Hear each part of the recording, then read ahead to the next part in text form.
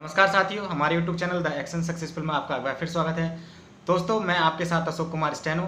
साथियों, मैं इस वीडियो के माध्यम से आपको बताने वाला हूं कि यूपी ट्रिपल एससी आयोग में किस टाइप के क्वेश्चंस पूछे जाते हैं और वहां पर किस टाइप के क्वेश्चंस अभी पूछे जा रहे हैं। जो वहां पर अभी असिस्टेंट जूनियर असिस्टेंट के इंटरव्यू चल रहे हैं, तो वहाँ पर किस टाइप के क्वेश्चन पूछे गए हैं। तो साथियों, आपको भी पता चल जाएगा कि वहाँ पर किस टाइप के क्वेश्चन पूछे जाते हैं, तो आप भी अपनी स्टडी उस टाइप से करते रहिए। तो साथियों, बने रहिए मेरे साथ और ये वीडियो लास्ट तक जरूर देखिए। चलिए दोस्तों मैं इस वीडियो में लगभग आपको 30 क्वेश्चंस बताने वाला हूं, तो लास्ट तक इस वीडियो को जरूर देखिए। चलिए वीडियो शुरू करते हैं। साथियों, इसमें पहला क्वेश्चन आता है, वहां पर पूछा गया है कि उत्तर प्रदेश का पहला मुख्यमंत्री का नाम बताइए। तो साथियों, जैसे मैंने आपको पहले ही बताया है, इस वीडियो से पहले वीडियो बनाई थी उसमें पहले मैंने बता चुका हूं कि आप उत्तर प्रदेश के बारे में तो सब कुछ पढ़ ही लीजिए, क्योंकि वहाँ पर यूपी के बारे में तो पूछते हैं। वो डेफिनेटली 2-4 क्वेश्चन यूपी के बारे में पूछ ही लेते हैं। तो इसमें पूछा है उन्होंने, उत्तर प्रदेश का पहला मुख्यमंत्री का नाम है पंडित गोविंद बल्लभ पंत। तो साथियों, आपको नाम ऐसे नहीं बताना है, आपको नाम बताना है श्री पंडित गोविंद बल्लभ पंत। तो आपको उनके नाम के आगे श्री लगाकर बताना है। दोस्तों, यहाँ पर वो और नेक्स्ट क्वेश्चन भी इसका कर सकते थे कि यूपी का राज्यपाल, प्रथम राज्यपाल कौन है। तो आप वहाँ पर आप ये पढ़ लीजिए, जब राज्यपाल का नाम है सरोजनी नायडू। दोस्तों, अगले क्वेश्चन की बात करते हैं। इसमें अगला क्वेश्चन पूछा गया है, वहाँ पर उत्तर प्रदेश में लोकसभा और राज्यसभा में कितनी कितनी सीटें होती हैं। तो साथ ही वहाँ पर लोकसभा में सीटें होती हैं उत्तर प्रदेश में 80 सीटें हैं और राज्यसभा में 31 सीटें हैं। तो आप इन सबको पढ़ लीजिए। साथियों, तीसरे क्वेश्चन की बात करते हैं। इसमें पूछा गया है उत्तर प्रदेश की 5 महिला सांसदों के नाम। तो आप 5 महिला सांसदों के नाम याद कर लीजिए। इसमें पहली महिला है मेनका गांधी, सोनिया गांधी, और तीसरी है स्मृति ईरानी, चौथा है हेमा मालिनी और 5वां है अनुप्रिया पटेल। तो वहाँ पर वो कुछ और भी पूछ सकते हैं इसके बारे में कि 5 महिला पूछ ली यहाँ पे, तो 6 भी पूछ सकते हैं, 7 भी पूछ सकते हैं, कुछ भी पूछ सकते हैं। तो आप और भी नाम याद कर लीजिए। दोस्तों, अगले क्वेश्चन की बात करते हैं। पूछा गया है उत्तर प्रदेश की पहली महिला मुख्यमंत्री कौन है। तो यहाँ पर पहली महिला मुख्यमंत्री थी सुचिता कृपलानी। तो यहाँ पर उनका नाम बताना है सुचिता कृपलानी, श्रीमती सुचिता कृपलानी। तो अगले क्वेश्चन की बात करते हैं। यहाँ पर कंप्यूटर से पूछा गया है कि कंप्यूटर का मस्तिष्क किसे कहा जाता है। साथियों, जैसे मैं आपको बताता रहता हूँ कंप्यूटर के बारे में, तो आप कंप्यूटर के बारे में भी पढ़ लीजिए कि कंप्यूटर के बारे में पूछा गया है कि कंप्यूटर का मस्तिष्क किसे कहा जाता है। तो कंप्यूटर का मस्तिष्क सीपीयू को कहा जाता है। यहाँ पर क्रॉस क्वेश्चन भी पूछ सकते हैं कि सीपीयू का फुल फॉर्म क्या होता है। तो सीपीयू का फुल फॉर्म होता है central processing unit, central processing unit. तो यहाँ पर आप फुल फॉर्म भी याद कर लीजिए। दोस्तों, अगला क्वेश्चन है, कंप्यूटर से ही पूछा है, कंप्यूटर सिस्टम में इनपुट डिवाइस और आउटपुट डिवाइस के नाम बताइए। तो वहाँ पर आप 2-2 आउटपुट और इनपुट डिवाइस का नाम बता सकते हैं, 4-4 जो भी आप याद करके जाएं। तो इसमें मैं बता देता हूँ, इनपुट डिवाइस होती है कीबोर्ड और माउस, और आउटपुट डिवाइस होती है प्रिंटर है, मॉनिटर है। तो ऐसे ही आप देख लीजिए कौन कौन से इनपुट डिवाइस में आते हैं, कौन से आउटपुट डिवाइस में आते हैं। तो साथियों, अगले क्वेश्चन की बात करते हैं। यहाँ पर पूछा गया है रैम की फुल फॉर्म, ये भी कंप्यूटर संबंधित है। रैम की फुल फॉर्म RAM, रैम की फुल फॉर्म क्या होती है। तो यहाँ पर रैम की फुल फॉर्म है रैंडम एक्सेस मेमोरी। यहाँ पर दोस्तों वो और क्वेश्चंस भी पूछ सकते हैं इससे अलग। एक रोम होता है, रोम की फुल फॉर्म तो उसके होता है रीड ओनली मेमोरी, उसकी फुल फॉर्म होती है रीड ओनली मेमोरी। तो यहाँ पर आप कंप्यूटर से संबंधित फुल फॉर्म और कंप्यूटर शॉर्ट की तो याद कर ही लीजिए। तो दोस्तों, अगले क्वेश्चन की बात करते हैं। यहाँ पर उन्होंने अगला क्वेश्चन पूछा है, ट्रिपल सी का फुल फॉर्म पूछा है। ट्रिपल सी का फुल फॉर्म क्या होता है। तो ट्रिपल सी का फुल फॉर्म होता है कोर्स ऑन कंप्यूटर कॉन्सेप्ट। आप ये भी याद कर लीजिए, कोर्स ऑन कंप्यूटर कॉन्सेप्ट। अगर वो पूछ सकते हैं इससे क्रॉस क्वेश्चन कि इसको हिंदी में क्या कहते हैं, तो हिंदी में बोलते हैं इसको कंप्यूटर अवधारणाओं पर आधारित पाठ्यक्रम। तो इसके बारे में हिंदी में पूछ सकते हैं कि इसका हिंदी में क्या बोलते हैं इसको। तो बोलते हैं कंप्यूटर अवधारणाओं पर आधारित पाठ्यक्रम। अगले क्वेश्चन की बात करते हैं साथियों। यहाँ पर देखिए मैथ से क्वेश्चन पूछा है, सूत्र पूछा है A+B का होल क्यूब कितना होता है। तो मैं आपको बता चुका हूँ कि आप मैथ के सूत्र तो याद कर ही लीजिए, यहाँ पर कुछ भी पूछ सकते हैं वो। तो इसमें A+B का होल क्यूब होता है A³ + B³ + 3AB bracket A+B। दोस्तों, अगले क्वेश्चन की बात करते हैं। इसमें पूछा है 3/4 + 1/4 कितना होता है। तो दोस्तों, जहाँ LCM बराबर हो वहाँ के ऊपर के सारे अंक जोड़कर और नीचे के अंक जो LCM है वहाँ पर आप देख लीजिए कितना बन रहा है, तो आपको माइंड में ही कैलकुलेट करके बताना है। तो जैसे 3/4 प्लस 1/4 कितना हो रहा है, एलसीएम आ गया इसका 4 और ऊपर भी 4 हो रहा है, तो 4 से 4 गया बचा 1, तो यहाँ पर उसका आंसर 1 आता है। तो आप ये भी बेसिक क्वेश्चन हैं हल्के फुल्के, ये मैथ के थोड़ा देख लीजिए। इसमें अगला क्वेश्चन वहाँ पर पूछा है बीए का फुल फॉर्म। तो आपको पता ही होगा सब लोगों को, जिसने भी ग्रेजुएशन कर रखा है या नहीं भी कर रखा है वो भी सबको पता होगा बीए का फुल फॉर्म क्या होता है। तो इसमें बीए का फुल फॉर्म होता है बैचलर ऑफ आर्ट। यहाँ पर बीएससी का फुल फॉर्म भी पूछ सकते हैं वो, तो इसमें बीएससी का फुल फॉर्म होता है बैचलर ऑफ साइंस। तो दोस्तों आप अपने ये सारी फुल फॉर्म्स याद कर लीजिए। अब नेक्स्ट क्वेश्चन पूछा गया यहाँ पर 12th आपने किस विद्यालय से किया है। तो आप अपने सर्टिफिकेट में देख लीजिए आपने कहाँ से, किस कॉलेज से कौन सी क्लास की है, तो आप वहाँ का अपने अच्छे से नाम बता सकते हैं। ये नहीं कि आपको देख के बताना है, आपके पास डॉक्यूमेंट है तो देख के आपको नहीं बताना है। दोस्तों ये सारे क्वेश्चंस आप ये मत समझना कि ये सारे क्वेश्चंस एक ही बंदे से पूछे गए हैं, सारे क्वेश्चंस अलग अलग बंदों से पूछे गए हैं, जो मैंने सबको एक साथ जोड़ के यहाँ पर आपको बता रहा हूँ। तो दोस्तों इसमें अगला क्वेश्चन पूछा गया है, जैसे पानीपत का प्रथम युद्ध कब हुआ था। पानीपत का प्रथम युद्ध हुआ था दोस्तों 1526 में। अब यहाँ पर वो सारे क्वेश्चन पूछ सकते हैं कि पानीपत के कितने युद्ध हुए थे प्रथम, तो पानीपत के 3 युद्ध हुए थे, तो तीनों युद्ध के बारे में पूछ सकते हैं वो। पानीपत का प्रथम युद्ध 1526 में, पानीपत का दूसरा युद्ध 1556 में और तीसरा युद्ध हुआ था 1761 में। तो दोस्तों आप ये सारे युद्ध भी याद कर लीजिए कि कौन सा युद्ध कब कौन सी सन में हुआ था, तो आप ये सारे याद कर लीजिए।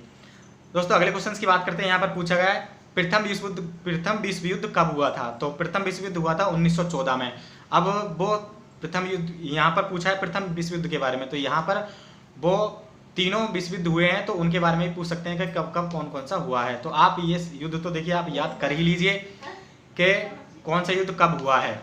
ठीक है दोस्तों अगले क्वेश्चन की बात करते हैं। यहाँ पर पूछा गया है केमिस्ट्री से पूछा गया है, देखिए सबसे हल्की धातु कौन सी होती है। तो दोस्तों यहाँ पर सबसे हल्की धातु होती है लिथियम। दोस्तों यहाँ पर वो हल्की धातु की जगह भारी धातु भी पूछ सकते हैं, तो यहाँ पर भारी धातु होती है ऑस्मियम। हल्की धातु होती है लिथियम और भारी धातु होती है ऑस्मियम। तो यहाँ पर आप केमिस्ट्री से भी कुछ याद कर लीजिए, हल्की फुल्के ये बेसिक क्वेश्चंस होते हैं। दोस्तों अगले क्वेश्चंस की बात करते हैं। यहाँ पर पूछा गया है सल्फ्यूरिक अम्ल का सूत्र। तो दोस्तों सल्फ्यूरिक अम्ल का सूत्र होता है H2SO4। जैसे मैंने आपको पिछली वीडियो में बताया कि आप सारे सूत्र याद कर लीजिए। तो यहाँ पर देखिए पूछा गया है सल्फ्यूरिक अम्ल का सूत्र, तो H2SO4 यहाँ पर होता है। देखिए अगला क्वेश्चन पूछा गया है यहाँ पर मानव शरीर का तापमान कितना होता है। तो दोस्तों आपको पता होना चाहिए कि मानव शरीर का तापमान अगर सेंटीग्रेड में पूछते हैं, वो डिग्री सेल्सियस में पूछते हैं तो 37 डिग्री सेंटीग्रेड होता है, और फ़ारेनहाइट में पूछते हैं तो 98.6 मतलब 98.6 फ़ारेनहाइट में होता है। तो आप इसे इन सबको क्वेश्चंस को देख लीजिए। अगले क्वेश्चंस की बात करते हैं यहाँ पर साथियों। अगला क्वेश्चन पूछा गया है फिटकरी का सूत्र। फिटकरी का सूत्र होता है K2SO4 Al2SO4 का होल थ्राइस इंटू 24H2O। तो दोस्तों यहाँ पर वो कुछ भी पूछ सकते हैं, देखिए कोई भी सूत्र पूछ सकते हैं, किसी का भी रासायनिक नाम पूछ सकते हैं। अब जैसे मान लीजिए यहाँ पर फिटकरी का सूत्र पूछा है तो यहाँ पर फिटकरी का रासायनिक नाम भी पूछ सकते हैं। तो जैसे फिटकरी का रासायनिक नाम होता है एल्युमिनियम सल्फेट। एल्युमिनियम सल्फेट यहाँ पर फिटकरी का रासायनिक नाम होता है। दोस्तों अगले क्वेश्चन की बात करते हैं। अगला क्वेश्चन पूछा है अपने शहर में, आपके जो शहर है वहाँ पर क्या चीज़ फेमस है। तो दोस्तों अपने शहर का जो भी आपको फेमस लगता है, जो वहाँ पर फेमस, तो आप उसके बारे में ये पता होना चाहिए आपको कि वहाँ का आपके शहर का क्या चीज़ फेमस है। तो दोस्तों अगले क्वेश्चन की बात करते हैं। यहाँ पर पूछा है अपने शहर के एसपी का नाम बताइए।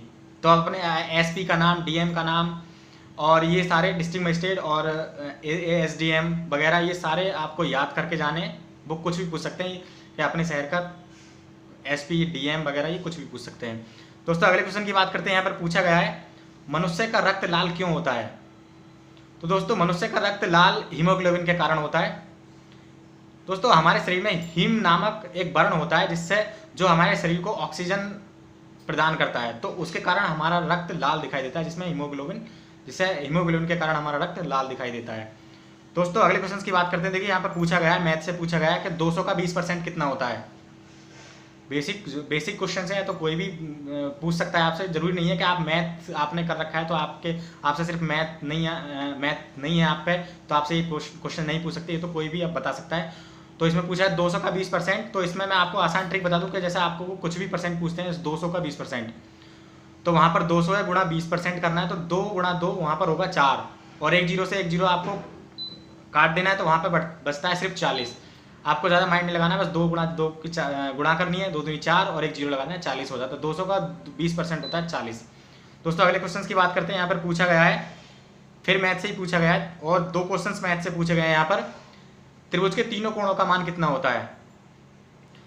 तो दोस्तों त्रिभुज के एक कोण का मान होता है 60, तो वहाँ पर हम 3 कोणों का अगर हम गुणा मल्टीप्लाई करते हैं तो यहाँ पर बनता है 180, मतलब 180। त्रिभुज के तीनों कोणों का मान 180 होता है। यहाँ पर फिर नेक्स्ट क्वेश्चन भी मैथ से पूछा गया है कि साइंस 30 का मान कितना होता है। साइन 30 का मान होता है 1/2। तो आप ये भी सारे याद कर लीजिए, साइन 30, कॉस 30 और tan 45, ये सारे जो भी होते हैं ये सारे आप याद कर लीजिए। जो भी मैथ के स्टूडेंट्स हैं वो सारे याद कर लीजिए। दोस्तों अगले क्वेश्चन की बात करते हैं। यहाँ पर पूछा गया है जैन धर्म के संस्थापक कौन है। तो दोस्तों देखिए, जितने भी धर्म हैं वो आप पढ़ ही लीजिए, उनके संस्थापक कौन है, प्रथम संस्थापक कौन है। तो ये सारे क्वेश्चंस आप पढ़ लीजिए, आपको ये सारे क्वेश्चंस पता होना चाहिए। तो यहाँ पर जैसे पूछा है जैन धर्म के संस्थापक, तो जैन धर्म के संस्थापक है यहाँ पर ऋषभदेव। अगले क्वेश्चन की बात करते हैं। यहाँ पर पूछा है बौद्ध धर्म के संस्थापक, बौद्ध धर्म के संस्थापक हैं गौतम बुद्ध। अगले क्वेश्चन की बात करते हैं दोस्तों। यहाँ पर देखिए संविधान से पूछा है यहाँ पर मौलिक अधिकार कितने होते हैं।